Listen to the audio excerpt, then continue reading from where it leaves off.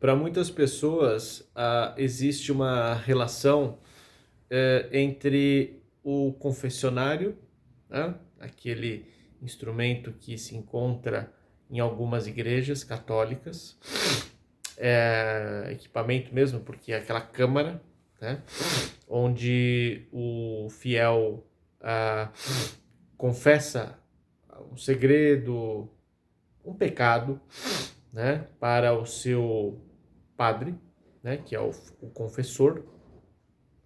Tem muitas pessoas que às vezes estabelecem uma relação entre o confessionário e o consultório do psicanalista, entre o ato de psicanalizar e o ato de confessar, uma certa purificação espiritual com uma associação com a ideia de uma cura psicanalítica, né?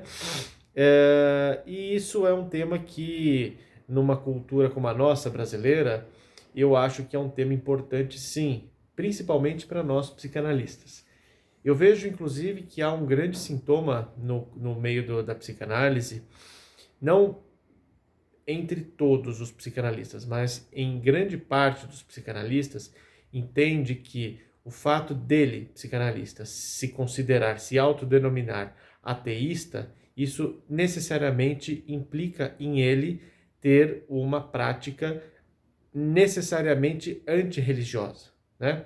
Eu até escrevi um texto que está na minha fanpage lá do Facebook, em que eu falo um pouco sobre isso, né? O como há uma certa religiosidade estrutural no âmago do ser humano, né? E essa religiosidade estrutural que existe no âmbito do ser humano, que é muito mais algo ligado a uma característica ontológica do ser humano, né? Ou seja, o fato de nós sermos seres precários, abertos para a contingência, não sabemos direito de onde viemos, quem somos e para onde vamos, a vida é muito difícil, muito exigente, muito custosa, tudo isso leva o ser humano a uma certa necessidade, e aí eu estou chamando de uma necessidade estrutural, de recorrer a, a soluções transcendentes, a deísmos, e a institucionalização disso é a formação de religiões, né? Então, a gente sabe que quando se estuda um pouco para a história, basicamente você encontra manifestações consideradas espirituais desde a pré-história, desde lá atrás, né? Então isso nos acompanha desde a nossa ao longo do nosso processo evolutivo, né? Uma certa necessidade de, de transcendentalizar as coisas mundanas. Bom, isso é uma coisa. Eu acho que tem tanto versões, tem muitas versões disso, né? Agora, voltando à questão mais imediata desse vídeo, sobre a relação do confessar com o psicanalizar, do confessionário com a psicanálise, é um tema bastante amplo, tá? Nós vivemos numa sociedade considerada secular, o que significa que, de certa forma, a igreja que dominou o pedaço durante um bom tempo, né? Nas sociedades modernas isso se flexibilizou e a igreja passou a ter, digamos assim, concorrentes, né? Passou a ter opções. Então, houve um certo momento da história da humanidade em que o confessionário era a única forma de alguém que sofre encontrar destinos para o seu sofrimento, né? E, obviamente, há uma sabedoria na prática da confissão, porque quando você fala sobre um sofrimento, sobre uma inquietação, sobre uma ansiedade, sobre uma angústia, de fato, o mal-estar, ele de alguma forma, ele arrefece, né? Ele deixa de ser tão agudo, por várias razões. Dentre elas, pelo fato de esse mal-estar, essa angústia, essa inquietação, ela ter ganhado um destino, certo? Você passa a própria fala, o próprio ato de falar sobre, já é algo que coloca, que dá um destino, porque quem fala, fala para alguém, né? E esse alguém irá passar a ser o destino dessa angústia, desse mal-estar.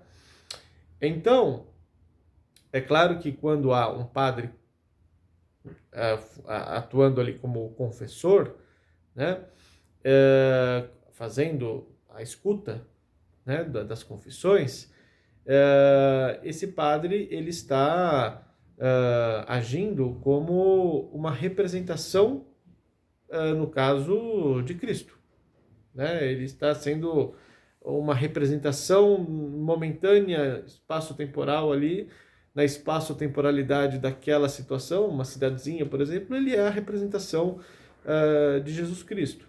Então, que é uma característica da igreja, né? A igreja tem essa coisa de representar uma entidade transcendente a partir de uma aparição mundana, uma personificada e etc. São representações. No caso da psicanálise, eu acho que tem uma coisa aí que é bastante distinta, né? Porque no caso primeiro que a psicanálise já aparece como uma opção, né? Numa sociedade secular como é a nossa, não é mais uma exclusividade do confessionário, né? Atender a demanda pelo sofrimento humano, pelo sofrimento subjetivo, psíquico humano. O consultório do psicanalista é uma outra opção, né? Agora, não se trata muito de uma concorrência, não, sabe? Como se fosse duas lojinhas que vendessem produtos iguais e que estão concorrendo pela clientela. Não. De fato, há uma diferença bastante considerável no entendimento sobre o que é que vem a ser o problema, né?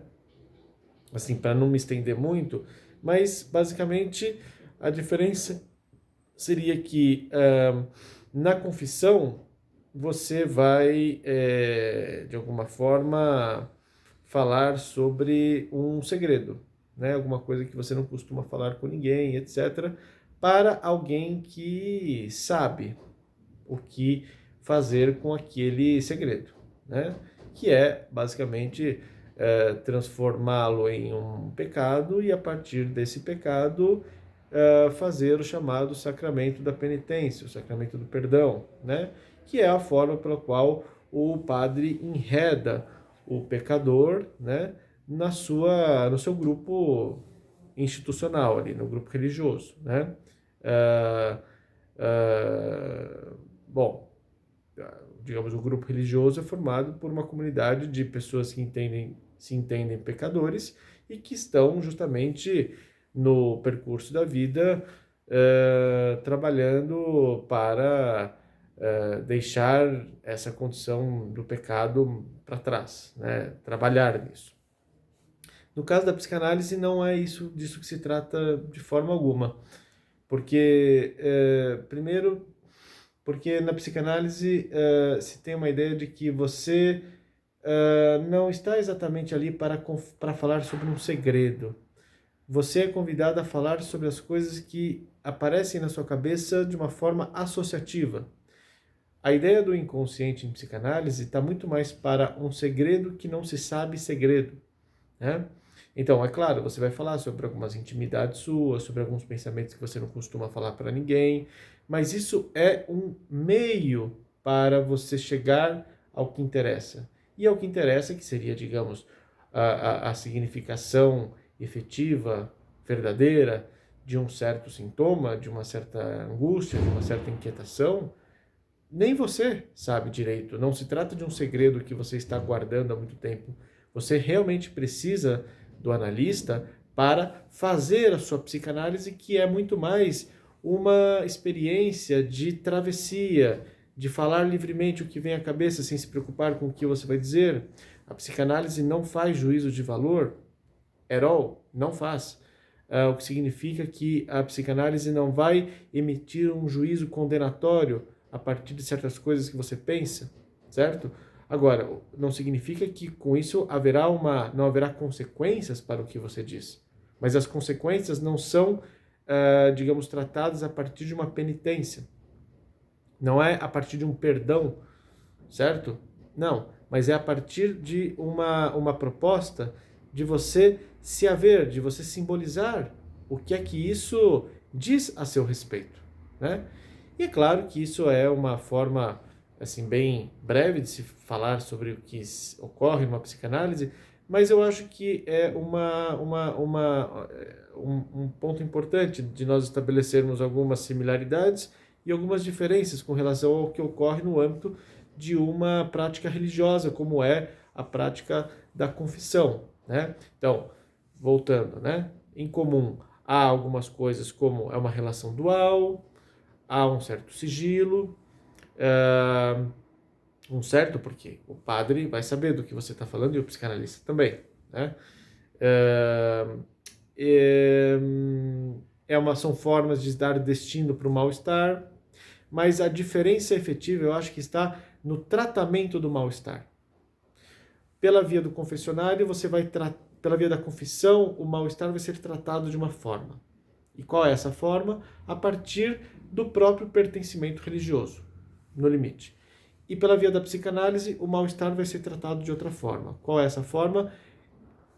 Do meu ponto de vista, o mal-estar trabalhado pela psicanálise, ele vai servir como fonte para você trabalhar em algo que a gente pode chamar de uma singularização, porque o que há de mais singular em você é justamente a forma única a partir da qual somente você sofre, tá bom? Então, acho que por esse vídeo tá bom, deu pra gente falar um pouco sobre aproximações e distanciamentos entre essa história do confessionário e da psicanálise que muito interessa a muitos, tá bom? Obrigado a todos, tchau, tchau.